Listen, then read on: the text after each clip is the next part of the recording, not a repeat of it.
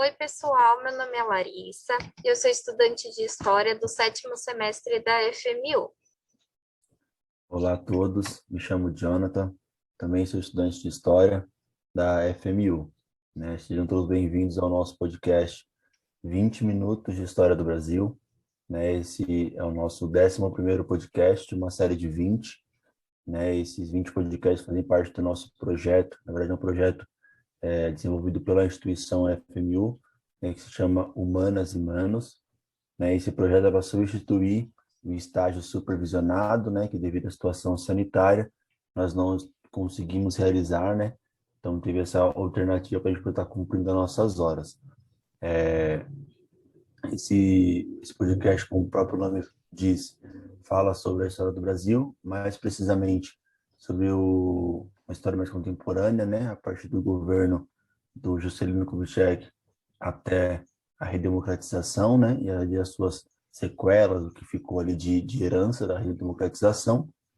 Esse projeto é voltado para turmas do terceiro ano do ensino médio, mas vale sempre lembrar que, caso você não esteja nesse grau estudantil, né, esteja antes ou já tenha se formado, você pode estar acompanhando também sem problema algum, né? Só indico sempre acompanhar os podcasts anteriores para poder se contextualizar melhor, ter um conhecimento melhor do que a gente está tratando aqui e poder ter uma compreensão também maior, né? No podcast de hoje nós vamos falar um pouco sobre os movimentos operários durante o período ditatorial, né?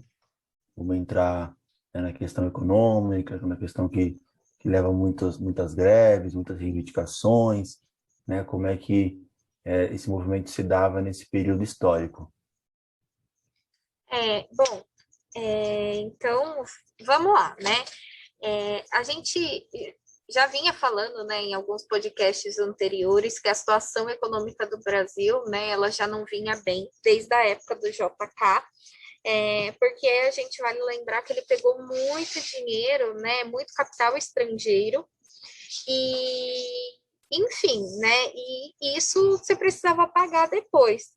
É, é interessante dizer, né, que a dívida se dá principalmente porque a indústria do Brasil, ela vendia, né, na moeda nacional e ela, na hora dessas empresas, né, que estavam vendendo aqui, levar o lucro para fora do Brasil, elas queriam levar em dólar, né? Então você tinha que ter esse câmbio aí da troca de moeda, e aí o Brasil, para conseguir ter dólar, para essas empresas conseguirem mandar o seu lucro para fora, ela tentava compensar um pouco na exportação, né? Porém, o Brasil não tinha uma exportação de grande demanda para conseguir fazer essa remessa de lucros. E aí essa dívida externa começou a se arrastar por muito e muito tempo, né? Chegando no período ditatorial, uma dívida enorme, e que quem vai ficar para pagar essa conta, né, no final das contas, são os trabalhadores, né? Então, a gente vai começar a falar um pouco sobre como estava a situação dessas pessoas que trabalhavam e que estavam passando por muitas dificuldades. Né? A gente falou que uma das medidas, né, que foi criada foi o tipo de poupança forçada, né, que o FGTS é um exemplo disso até hoje. O FGTS ele acabou com a estabilidade que as pessoas tinham nas empresas, né? E com o FGTS foi criado também o SFH, que chama Serviço Financeiro de Habitação, desculpa, Sistema Financeiro de Habitação. Esse sistema financeiro de habitação era a possibilidade, né, de você fazer o resgate, o saque do seu FGTS para comprar algum imóvel, né? E até hoje a gente pode fazer isso, né? Essa também é uma das permanências do regime ditatorial. E aí a gente entra também na parte da política salarial, né? Porque com Getúlio, né, ele criou a legislação para o salário mínimo, né? Então os trabalhadores tinham ali a base salarial, né? Para receber, eles tinham direito. Só que a política salarial da ditadura, ela impedia o reajuste salarial, que esse reajuste fosse igual ou superior ao custo de vida, né? Então, vamos supor, atualmente, um exemplo em reais, né? A gente tem um salário mínimo, né, na faixa de R$ 1.000 atualmente. Vamos supor que o custo de vida seja de R$ 2.000 para você pagar aluguel, comprar comida, conseguir pagar suas contas, enfim, seja de R$ 2.000. Vamos supor que venha aí o próximo reajuste do salário mínimo. E aí o reajuste vai para 1.100. Então, ele não acompanhou o custo de vida, né? Tá faltando aí, né? Vamos supor, R$ 900 para a pessoa conseguir se manter e colocar comida em casa. O reajuste salarial, né? Essa política salarial, ela ia de encontro com a inflação. Só que aqui a gente tem um problema. Primeiro, quando você faz um reajuste salarial que não vai de encontro ao custo de vida, automaticamente você está gerando pobreza, né? Miséria, porque as pessoas não vão ter dinheiro para pagar suas contas e colocar comida em casa, né? E aí, quando você faz um reajuste que acompanha a inflação, a gente precisa lembrar que o Brasil estava passando por um momento, né, um período ditatorial, onde tudo era censurado, tudo era muito controlado pelo governo, né? Então, quem garante que o governo também não manipularia os dados financeiros aí da inflação? E foi exatamente o que aconteceu. Foi feita, né, uma fraude na inflação para que o reajuste dos salários não fosse tão altos. De fato, nós podemos ver que isso aconteceu, né, Nádia? Era um medo que já existia, né, no início do golpe, né, principalmente pelos sindicatos, né, e pelos representantes sindicais, de que com a ditadura, né, nós teríamos essas questões, né, de reajustes salariais. Vale destacar que a presença sindicalista era muito forte no Brasil, né, até esse momento. E com essa presença sindicalista muito forte, que era possível ter esses reajustes salariais, que chegou a ser no primeiro governo do Getúlio Vargas, de 100%, já com o João Goulart, né, com uma situação mais difícil economicamente, chegou ali a ser de 70%, né, através dessas negociações e acordos. Agora, com a ditadura militar, esse reajuste era feito da forma como eles entendessem melhor. Ou seja, esse ano nós vamos reajustar em tanto ou não vamos reajustar porque nós não queremos, né? Então, era bem assim que era feito e que era pensado o reajuste do salário mínimo, né, para esses trabalhadores. Vale destacar também que isso era uma política de governo que visava, na visão militar, um equilíbrio nas contas públicas, que era o salário mínimo ele não vai, de fato, acompanhar o custo de vida. Assim, em vez de a gente reajustar o salário do que deveria ser, nessa diferença que a gente não vai ter reajustando esse valor que a gente vai repassar para as contas públicas e para estar fazendo, né, quitando as dívidas que tinham. Pelo menos na teoria, era essa que é a ideia. Então, de fato, os reajustes salariais eram feitos ao bel prazer dos interesses daquele ano específico do governo militar, né? Vale Foi destacar no que ano entre 73 e 74 que foi feito essa manipulação dos dados da inflação, né? exatamente, que foi descoberto, né, alguns anos depois, que era um reajuste que ficou faltando de 35%, né? Então, isso é muita coisa, tendo em vista que o custo de vida aumentou significativamente, né? Então, o trabalhador, ele trabalhava para ter o mínimo, né? Então, a gente pode perceber já nos primeiros anos do regime militar que os trabalhadores, perdão, já estavam sofrendo muito, né? Tanto que já logo pro dia do golpe militar, né, da posse militar, já havia até greves instaladas para acontecerem, o que não aconteceu, né? Tanto que a CGT ela foi fechada, 17 dirigentes dela foram presos, né, e foram torturados, interrogados, e ali a ditadura já mostrava que o sindicato não teria vez no governo deles, né? Então, a cassação de muitos sindicatos, a cassação de muitos representantes, né? Muitos foram exilados. Então, de fato, porque também o sindicato ele era uma ameaça comunista para a época, né? Então, negociar com os sindicalistas, negociar com grevistas, não estava na pauta daquele momento. Então, quem sofria, quem pagava as contas públicas eram os trabalhadores, né? Isso. E, bom, outra forma também, né, além de manipular a inflação, o regime ditatorial também fez algumas reformas, né, a reforma financeira ali do milagre econômico e uma reforma, né, reforma urbana, enfim, trabalhista, várias. E uma das reformas que encareceu muito o custo de vida foi a reforma tributária, né? Que foi criada ali uma série de impostos que a gente vê até hoje, né? Que é o IPTU, o IPI, o IR, né? Que é o Imposto de Renda, o ITR, o ICM e o ISS. Então, várias coisas que a gente compra, até atualmente a gente compra alguma coisa no mercado, no nosso cupom fiscal vem lá, né, dizendo quanto que a gente paga de imposto. Então, isso encareceu ainda mais o custo de vida e dificultou ainda mais para os trabalhadores colocarem comida na mesa da sua família, né? Então, nesse momento, o Brasil passa o Brasil já vinha, né, com problemas assim com os trabalhadores de longa data. Mas aí a gente vai destacar uma das coisas que os dados são gritantes no Brasil, que é os dados da mortalidade infantil, né? Olhar para os dados da mortalidade infantil da época são assustadores, mas também permite com que a gente problematize isso, né? Vá buscar entender o porquê que esses dados são tão altos no período, né? Eles já eram altos no Brasil, mas no período ditatorial eles ficam muito mais altos, né?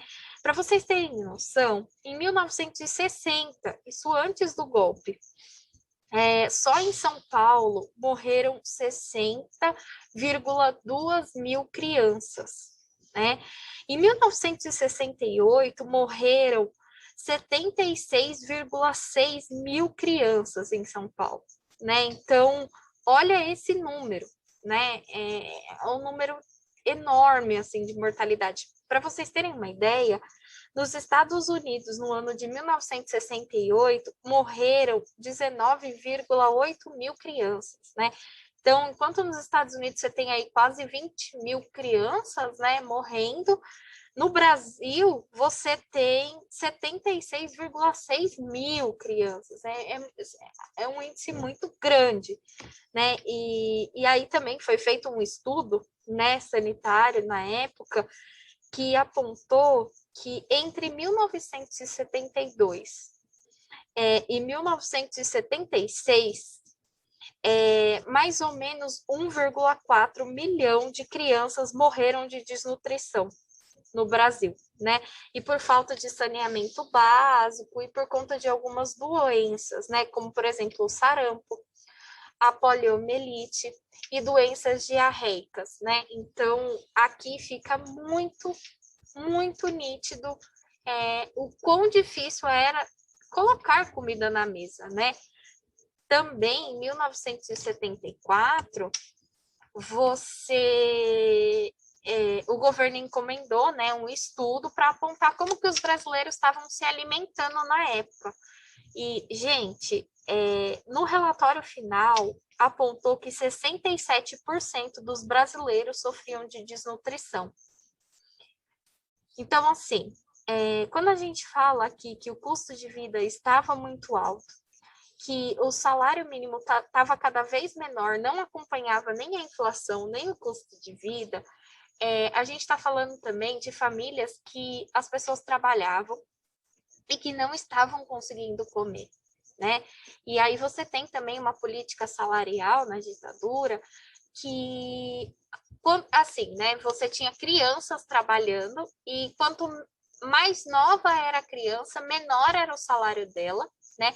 E as mulheres também recebiam muito menos que os homens, né? Se hoje a gente já luta por igualdade salarial, na época, essa luta era muito maior, porque você tinha o pai, né, ali numa estrutura de família tradicional, você tinha o pai que trabalhava e que recebia um salário muito abaixo do custo de vida, a mãe e os filhos, que eram crianças que também trabalhavam para tentar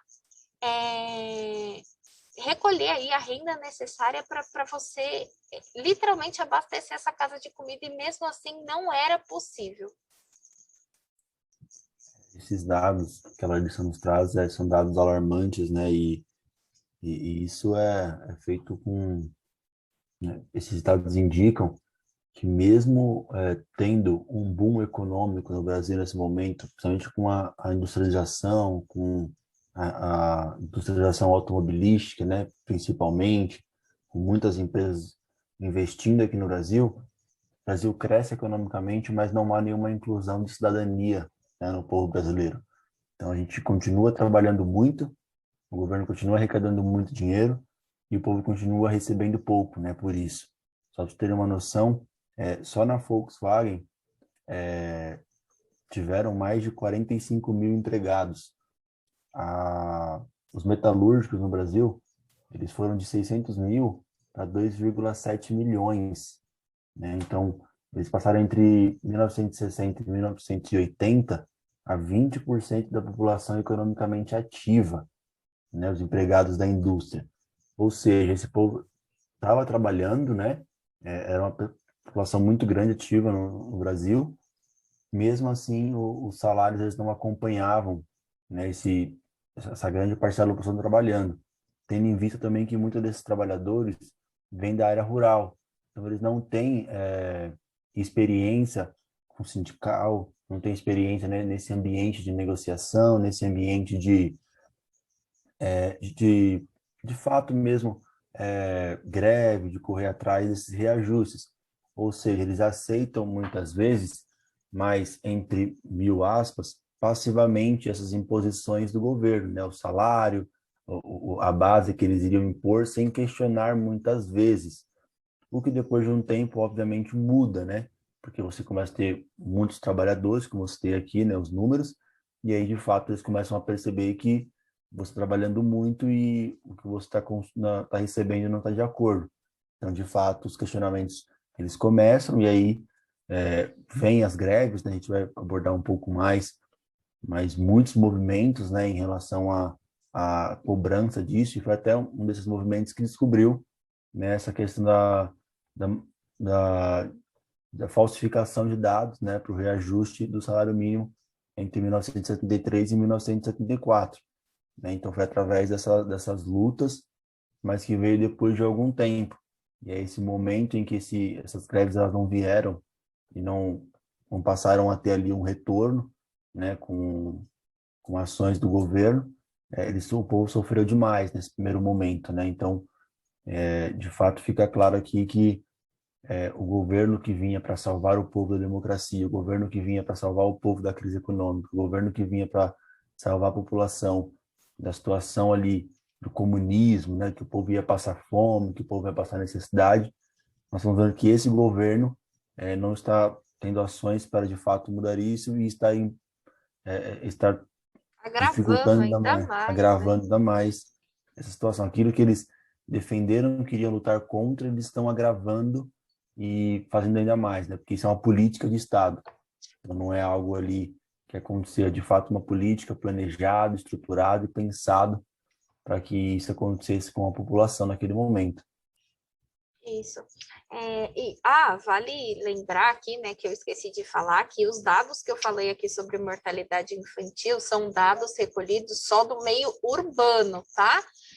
O meio rural não entrou nessa estatística que eu trouxe para vocês, o que é algo muito preocupante, né? Porque novamente a gente vê o meio rural nesse momento é bem escanteado, né? As pessoas estão migrando do campo para a cidade, né? Vindo em busca de emprego de melhor custo de vida, e o campo está sofrendo também com represárias, né? Porque é um momento, como a gente falou nos outros podcasts, que você tem a grilagem de muitas terras, né? Você tem pessoas perdendo suas terras, pessoas que não conseguem plantar mais para sua subsistência, que estão vindo para os grandes centros, né, em especial para o ABC Paulista, em busca de melhores condições de vida, e quando chegam aqui, não existe essa melhor condição de vida, né, infelizmente. E outro dado também, né, que muito preocupante, é que em 1974, você tem uma epidemia de meningite em São Paulo. E esses dados, eles foram completamente manipulados e censurados pelo governo, né? Tem até um jornal no qual ele vai publicar uma reportagem, né, sobre isso, uma nota sobre essa epidemia de meningite, e ela é censurada, né? Esse jornal foi proibido de postar. Então, também era um momento que você tinha uma crise sanitária e de saúde muito grave e que a população não tinha acesso ao que estava acontecendo. Né? A população não tinha acesso aos dados, mas a população sabia o que estava acontecendo porque ela estava vivendo sobre isso, né? E além, né, da mortalidade infantil, dessa crise sanitária, o Brasil também estava com altos índices de criminalidade, com alto índice de analfabetismo, né? O analfabetismo do Brasil era motivo de vergonha internacional, era dados extremamente preocupantes, assim, né? O Brasil, ele estava numa situação que os trabalhadores, né, viviam numa situação, assim, de subsistência, praticamente, né? Bom, e com isso, as donas de casa que estavam ali com as suas panelas vazias, né, elas vão para a rua e elas vão começar aí com um movimento que se chama Movimento Custo de Vida, né, contra a carestia. E essas donas de casa com seus filhos, né, elas não vão reivindicar só salários melhores para os seus maridos que estavam trabalhando, elas não vão reivindicar a queda dos preços, né, de alimentos ali básicos para se ter na mesa, mas elas também vão reivindicar creches, porque elas precisam trabalhar para ajudar, né, os seus esposos, ou muitas vezes para colocar comida em casa para seus filhos, mas não tem onde deixar essas crianças, né? E outra, é triste, mas infelizmente até hoje a creche para uma criança, dependendo da sua classe social ali, do contexto que ela está inserida com a família dela, a creche, na verdade, é o lugar onde ela vai comer. E não tinha, né? Você não tinha vagas em creches até hoje. Isso é um problema que se perpetua na sociedade, mas na época o problema era muito maior, né? Então essas donas de casa, elas vão aí, são elas que vão aguçar, né? São elas que vão provocar aí a maioria dos movimentos dos trabalhadores com seus maridos em casa, né? O movimento operário, né, o movimento grevista e tudo mais, ele se sustenta e ele inicia, né, a gente tem aí articulações na sociedade, como, né, os sindicatos, você tem organizações de bairro, né, de amigos de bairro, você tem as comunidades eclesiais de bases da Igreja Católica, mas você também tem essas donas de casa que vão sair às ruas aí e vão lutar também pelos direitos de alimentar os seus próprios filhos, né? E a gente vai falar um pouco sobre isso no próximo podcast, né? Um pouquinho sobre como se deu essas greves e como se deu toda essa reivindicação dos trabalhadores. E aqui fica o convite para que vocês acompanhem. Exatamente. Vi o convite, vamos detalhar um pouco mais, né, as greves, as reivindicações. Como disse no começo, também te convido a acompanhar os podcasts anteriores para uma maior compreensão. Se cuidem, usem máscara e, se possível, fiquem em casa. Isso mesmo, se cuidem, pessoal. Tchau! Um abraço a todos. Oi, pessoal, meu nome é Larissa, eu sou estudante de História do 7º semestre da FMU. Olá a todos, me chamo Jonathan, também sou estudante de História da FMU, né?